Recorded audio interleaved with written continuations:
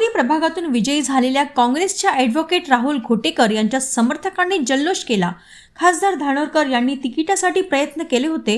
मागील खेपेस घोटेकर भाजपचे नगरसेवक होते। चंद्रपूरच्या दीक्षाभूमी परिसरात असलेल्या डॉक्टर आंबेडकर महाविद्यालयाच्या संचालन समितीत ॲडव्होकेट घोटेकर यांचा समावेश आहे।